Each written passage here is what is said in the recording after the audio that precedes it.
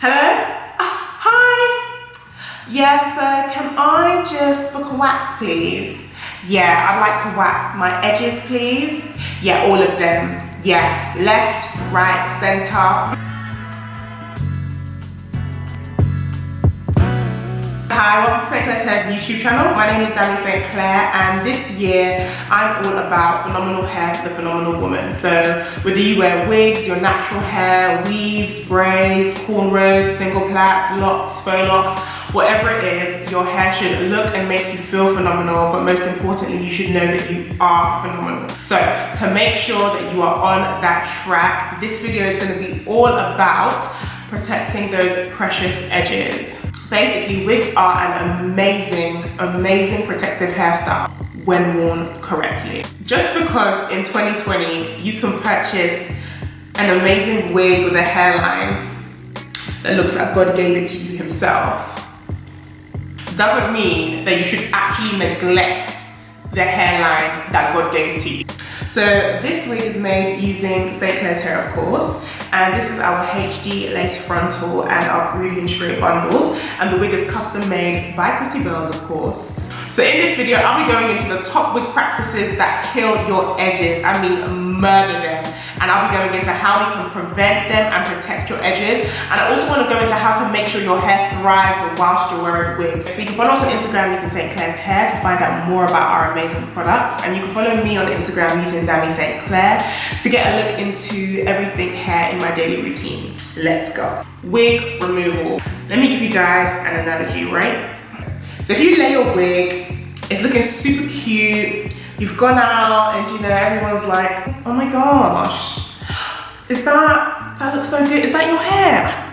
It looks so good. You know, you go home, it's like 3 AM and you can't find your spray bottle, and you're just like, oh, let me just take this thing off. And you remove that thing without any water or adhesive remover, then you might as well get your phone, call your wax lady. Hello? Hi! Yes, can I just book a wax, please? Yeah, I'd like to wax my edges, please. Yeah, all of them. Yeah, left, right, center. Okay, how much is that? Oof.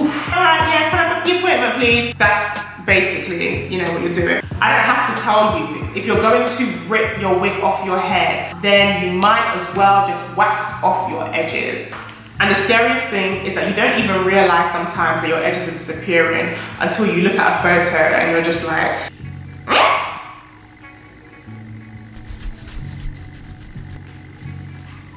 where did my edges go? You have to remove your wig with proper care and with a gentle hand.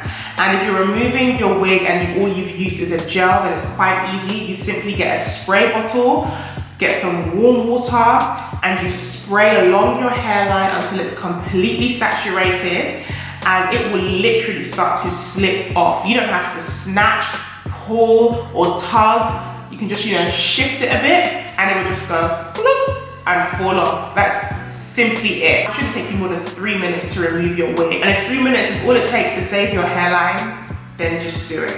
Now, if you've used a wig glue, then make sure you're using the specific remover for that adhesive, because it always works best. You cannot use water to remove wig glue. It's a lie. If you don't have the specific remover at hand, then a little trick I like to do is I just mix rubbing alcohol with any oil, like an olive oil or a baby oil, put it in a spray bottle, and that will usually get rid of the wig glue. And also, if you are going to use an alcohol-based remover, again, remember you need to replenish those edges afterwards with moisture. So when I speak from experience. The picture on the left was the first time after I'd used wig glue.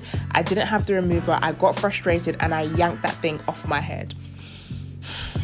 Now, the picture on the right is 4 weeks later after I had been using my St. Clair's leave-in conditioning spray on my edges every single day. And as you can see, replenishing that moisture 100% works because my edges came back from holiday. Also,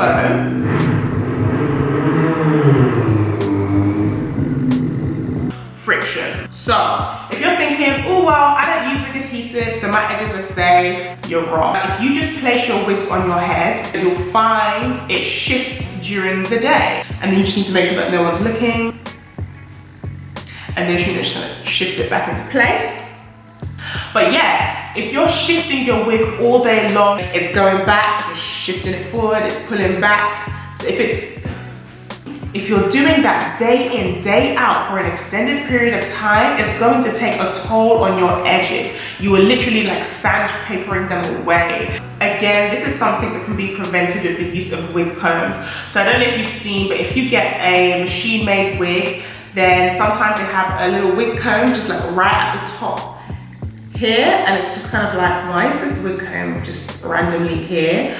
But if you use that wig comb on days when you don't plan to glue your wig down, then that's going to limit the amount of shifting that takes place. Sleeping with your wig. I know everybody has different wig practices. Some people keep them on for weeks at a time. Some people just, you know, throw them on and take them off every day. Now, me personally, I try not to keep my wigs on for more than 48 hours, simply because it restricts the blood flow to that area, and I like to moisturize my hair every day. Now, I do understand that there are some days where it might be date night with husband babe. You guys have had a really good time, you come home, and you know, you don't really feel like removing the wig and looking like an egg. Cute egg though.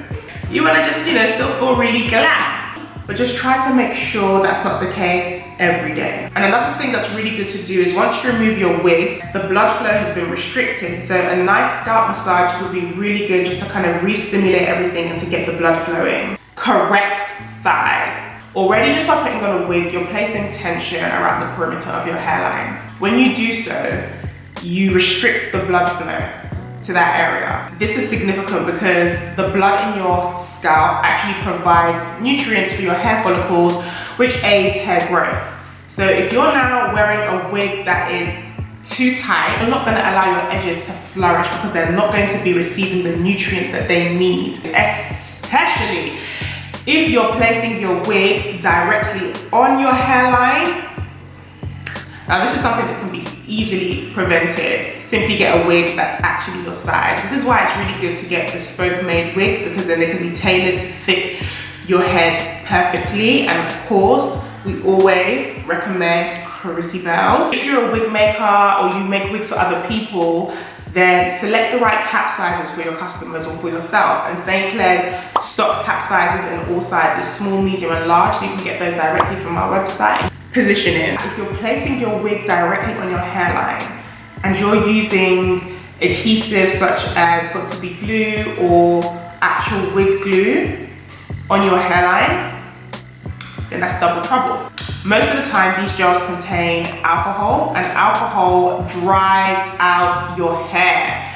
So if you're wearing a wig, placing it on your hairline, using a gel, and then once you take off your wig, you're not replenishing that moisture.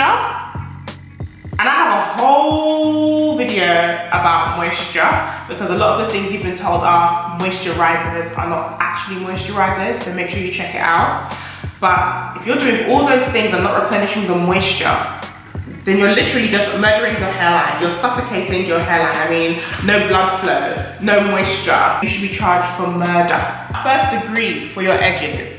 You should be positioning your wig just in front of your hairline, okay? So my real hairline starts about here, and my wig I've placed here. So likewise, if you're gonna use a glue instead of a gel, glue has a much stronger hold than gel. And it's really supposed to be for your skin, not your hair. If you get glue on your hair, it's so difficult to get it out, and you could just easily get frustrated, and in the process of trying to remove the glue, you're also removing some of your hair follicles. So that's why it's important you position your wig in the right place, which is in front of your hairline, on your skin, and you're making sure that as much as possible you can avoid putting any kind of adhesive directly on your hairline. Wearing wigs can do wonders for your hair, and you just need to make sure that you're doing the essentials in order for your hair to thrive whilst you're wearing wigs. So one of the first things that you should be doing is moisturizing your hair every day. And it doesn't need to be with an intense or heavy moisturizer. It can be with a leave-in conditioning spray. I use St. Clair's Hair's leave-in conditioning spray every single day. It's right next to my toothbrush so that when I'm brushing my teeth, I remember, oh, I need to spray my hair. The only way you can forget is if you don't brush your teeth every day. You should also be washing your hair regularly. Just because you have a wig and you braid your hair underneath, it doesn't mean that you should keep those braids in for an excessive amount of time. You should be washing your hair minimum every 2 weeks. Therefore, you should be taking your braids out and redoing them every 2 weeks. And also deep conditioning whenever you do. So keeping your braids in for, 1 month, 2 months, 3 months, 4 months, 6 months. Keeping your braid pattern in for an excessive amount of time is going to do you more harm than you think it's going to do you good. Leave-in conditioner is available on our website now, and it's an amazing leave-in conditioning spray. It softens the hair, it really moisturizes, and you literally begin to see like your texture and definition begin to pop when you use this consistently. Thank you so much for watching this video. I hope that you guys found it informative. As I said already, if there's any other videos in particular you'd like me to do, then please leave your comments in the box below. Please like the video if you liked it, and make sure you subscribe if you haven't already done so, and I'll see you in the next video.